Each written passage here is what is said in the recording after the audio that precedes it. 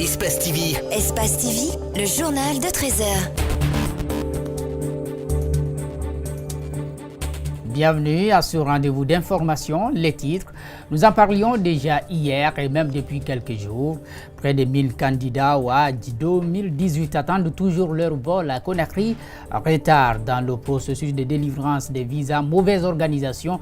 Il faut encore 4 convois pour faire partir tout le monde avant au plus tard le 13 de ce mois. Ils sont fatigués d'attendre. Les Ivoiriens ont célébré hier le 58e anniversaire de l'accession de leur pays à l'indépendance. L'événement rassemble les citoyens après un discours de leur président la veille qui amnistie des prisonniers politiques. Vous faites bien de nous choisir. Bonsoir à tous.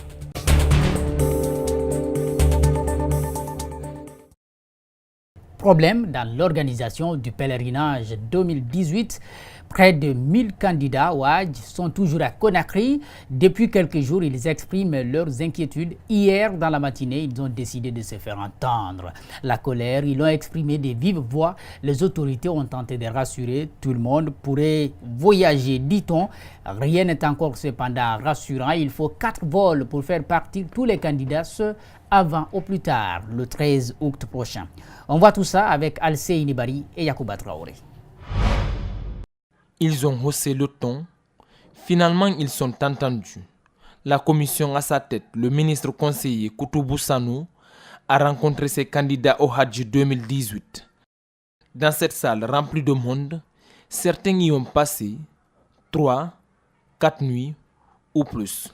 Le retard du pèlerinage est dû aux intempéries, aux pannes techniques des avions, mais surtout l'annulation de 2 vols. Le gros problème aujourd'hui que nous sommes en train de régler les conséquences, c'est surtout les 2 vols principaux qui ont été annulés du fait qu'on a eu des petites difficultés, une contrainte passagère dans l'émission des visas. Elle rassure que toutes les dispositions sont prises pour le transport de tous les pèlerins d'ici le 13 août, date limite. Nous avons fait en sorte que le programme soit fait pour qu'il y ait une marge de temps avant cette date limite.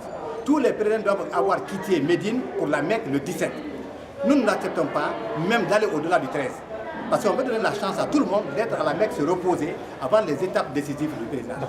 Mais cela ne suffit pas à convaincre les fidèles qui réclament plus de clarté. Nous demandons aux autorités de nous aider.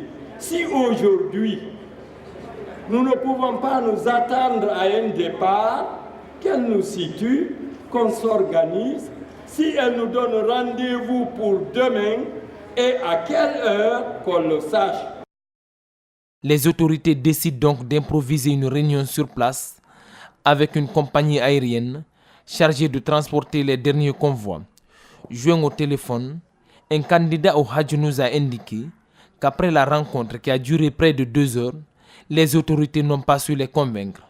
Le calvaire continue.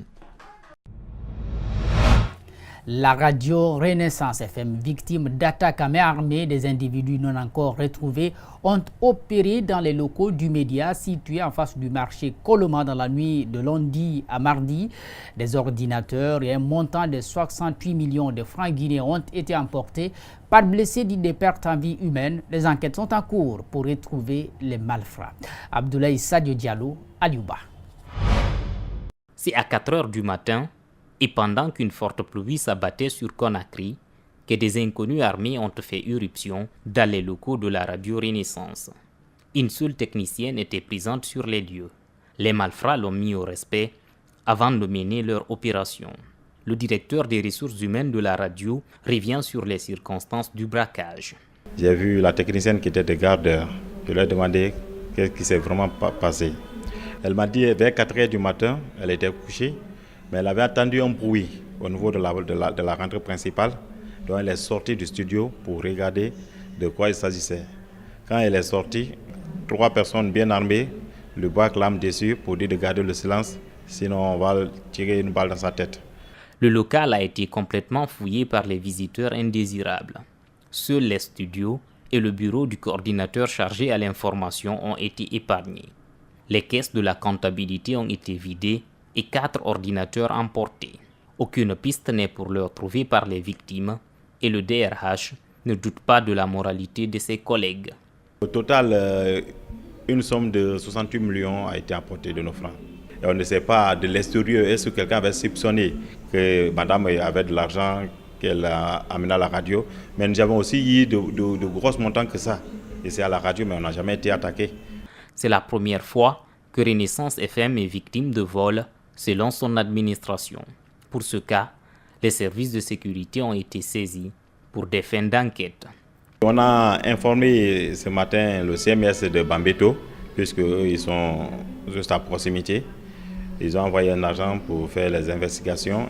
Heureusement, aucun mal n'est arrivé à la technicienne Elisabeth Théa, que nous n'avons pas pu rencontrer, mais qui serait toujours sous le choc.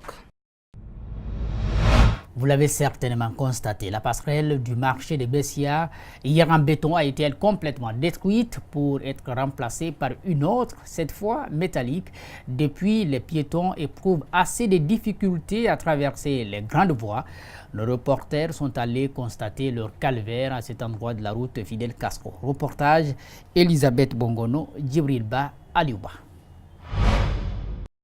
Fatou Soiré fait partie des personnes qui rencontrent des difficultés sur cette bretelle du marché de Bessia. Depuis que la passerelle a cédé, chaque matin pour faire passer ses marchandises, elle use de toutes ses forces pour traverser.